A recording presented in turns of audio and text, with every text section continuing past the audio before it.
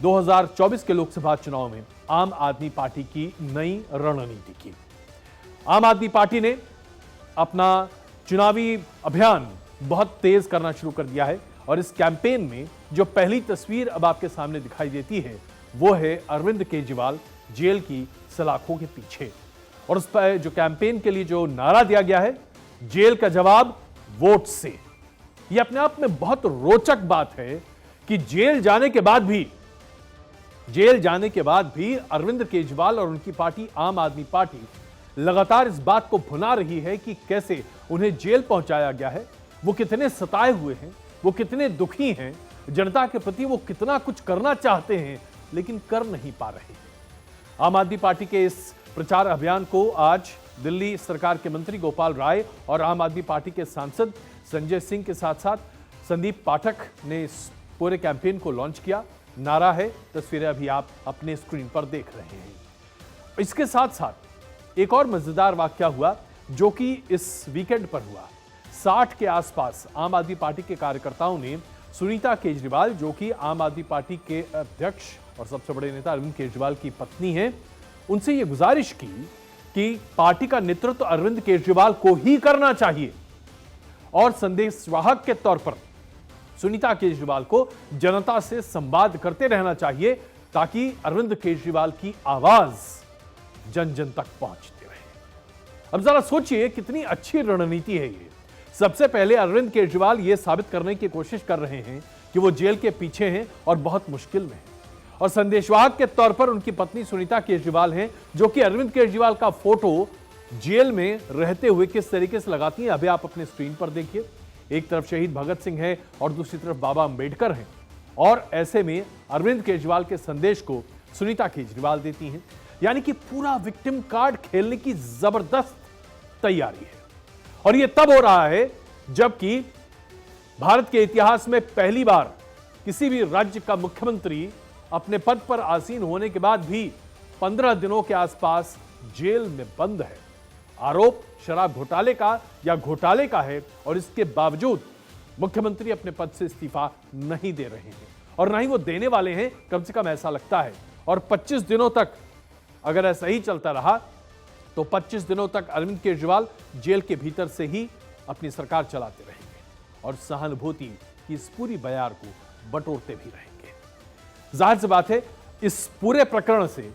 जो कि भारतीय जनता पार्टी या फिर विपक्ष में जो तमाम पार्टियां हैं उन्हें ऐसा लग रहा था, या कई टीकाकारों को लग रहा था कि अरविंद केजरीवाल के जेल जाने के साथ ही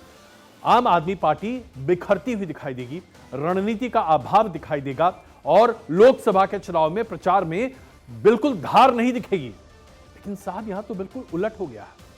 दिल्ली में ऐसा अब तमाम सर्वे में सामने आ रहा है जो कि राजनीतिक दल कर रहे हैं। खास करके मैं कांग्रेस के इंटरनल सर्वे के हवाले से आपको यह बता रहा हूं।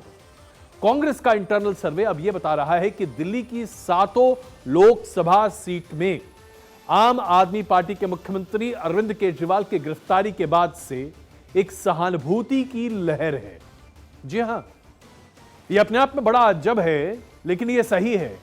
दिल्ली की जनता बड़े पैमाने पर ऐसा सामने आया है कांग्रेस के एक इंटरनल सर्वे में जो कि बीते हफ्ते ही करवाया गया है। और इस सर्वे के सामने आने के बाद से स्थिति बिल्कुल बदलती हुई दिखाई दे रही है। सबसे पहले तो आम आदमी पार्टी ने इस पूरे कैंपेन को बना लिया कि हमें अरविंद केजरीवाल को जेल से बाहर निकालना है। वो सताए हुए हैं, दिल्ली की जनता को उनका साथ देना है और इसके लिए आम आदमी पार्टी ने एक अभियान चलाया, अरविंद केजरीवाल को आशीर्वाद अभियान। और इस अभियान के तहत जंतर मंतर पर कल सामूहिक उपवास किया गया। ठीक वैसे ही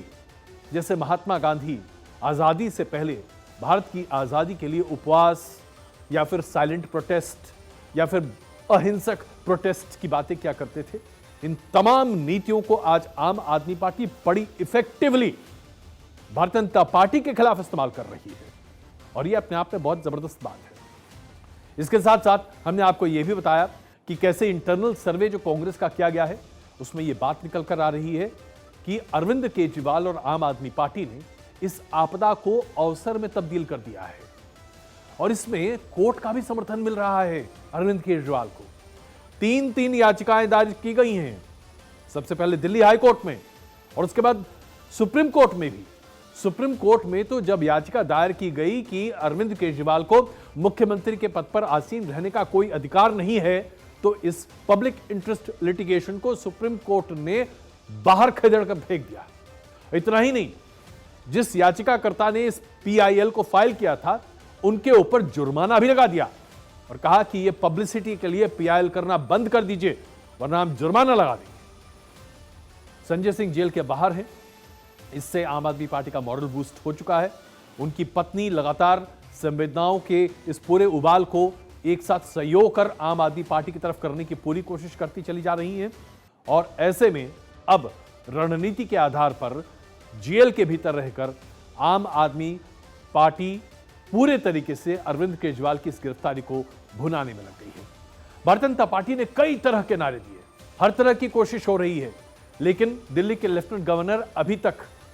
दिल्ली में राष्ट्रपति शासन की पैरोकारी नहीं कर पाए हैं और यह राजनीतिक तौर पर बहुत जरूरी है, क्योंकि अगर ऐसी पहल हुई तो इसका जबरदस्त फायदा आम आदमी पार्टी को मिल जाएगा। भारतीय जनता पार्टी लगातार इस बारे में कह रही है कि शराब से शीश महल तक पहुंचे आम आदमी पार्टी के मुख्यमंत्री अरविंद केजरीवाल को दरअसल जेल में रहकर भी सरकार इसलिए चलानी है क्योंकि उन्हें अपना शीश महल प्यारा है, लेकिन कुछ भी नहीं हो रहा। जनता के बीच में आम आदमी पार्टी की एक्सेप्टेबिलिटी कहीं ज्यादा बेहतर आती जा रही है और यही वजह है कि कांग्रेस पार्टी, जो कि 3 लोकसभा की सीटें दिल्ली में लड़ने वाली है, जो अभी तक अपने उम्मीदवारों का चयन नहीं कर पाई,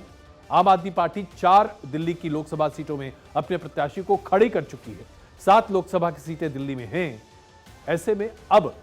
कांग्रेस पार्टी में जो तमाम दिग्गज नेता जो अपने आप को पीछे घसीटते हुए दिखाई दे रहे थे, दिल्ली से कोई चुनाव लड़ने को तैयार नहीं था, ऐसा लगता है कि अब हर कोई आगे आकर दिल्ली से चुनाव लड़ना चाहता है। अब तो स्थिति यह बन गई है कि 3 सीट के लिए 13 उम्मीदवार आ गए हैं सामने मैदान में। पूर्व सांसद जेपी अग्रवाल साहब सामने आ गए, पूर्व विधायक अलका लांबा वो भी अब चुनाव लड़ना चाहती हैं, हरिशंकर गुप्ता जी भी चुनाव में खड़े होना चाहते हैं, उत्तर पूर्व दिल्ली से सांसद संदीप दीक्षित, जिनकी मां शीला दीक्षित दिल्ली के मुख्यमंत्री थी, वो अपनी उम्मीदवारी सामने रख रहे हैं, पूर्व विधायक भीष्म शर्मा और वरिष्ठ नेता चतर सिंह भी रेस में आ गए हैं, उत्तर पश्चिम दिल्ली से पूर्व सांसद उदित राज, जो कि अपने बयानों के लिए हमेशा सुर्खियां बटोरते रहते हैं, वो सामने हैं, पूर्व मंत्री कृष्णा तीरथ, उन्होंने भी, जो कि अपने पैर घसीट चुकी थी पीछे, उन्होंने भी अपने आप को उम्मीदवार के तौर पर सामने प्रस्तुत कर दिया है, और पूर्व मंत्री राजकुमार चौहान, साथ साथ पूर्व विधायक सुरेंद्र कुमार भी रेस में चल रहे हैं। इसके साथ साथ दिल्ली प्रदेश कांग्रेस के अध्यक्ष अरविंद सिंह लवली, चौधरी अनिल कुमार, भीष्म शर्मा और मातिन अहमद, इन्होंने भी अपनी उम्मीदवारी सामने रख दी है। और सबसे बड़ी बात तो यह है कि मनोज तिवारी के खिलाफ जेएनयू के प्रसिद्ध स्टूडेंट नेता, जिन्होंने अपने आप को पहले वामपंथ दलों में समर्पित पाया था, अब कांग्रेस के पाले में हैं, कन्हैया कुमार, उन्होंने अपनी उम्मीदवारी सामने रख दी है। यानी कि ऐसा लग रहा है जैसे कि अचानक कांग्रेस पार्टी में आम आदमी पार्टी के मुख्यमंत्री अरविंद केजरीवाल की गिरफ्तारी से सब तथाकथित तौर पर फूके कारतूसों में एक नई जान आ गई है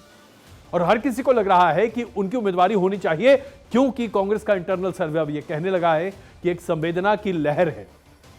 और संवेदना की इस लहर का वो पूरा फायदा उठाना चाहते हैं। अब जरा सोचिए, आम आदमी पार्टी किस तरीके से इस पूरे मामले को सामने रखा है और इस पर भुनाती हुई दिख रही है, यह अपने आप में बड़ी बात है। इसके साथ साथ हम एक बार फिर दोहराना चाहेंगे, पहले दिन से मिस्टर एनालाइजर में हम आपको यह बता रहे हैं कि सुनीता केजरीवाल दिल्ली की भविष्य की मुख्यमंत्री हो सकती हैं। इसमें कोई शक नहीं है कि आपसी संबंध संजय सिंह और अरविंद केजरीवाल के परिवार में जबरदस्त है, लेकिन सुनीता केजरीवाल के पैर छूते हुए तस्वीरें पहले कभी वायरल नहीं हुई थी। आज जब ये वायरल हो रही हैं तो स्पष्ट मानिए, हमने जो आपको पहले बताया था ना, खबरों के कही और अनकही परतों के बीच की खबर, वो एनालिसिस, ये प्रत्यक्ष को प्रमाण है जो हम आपके सामने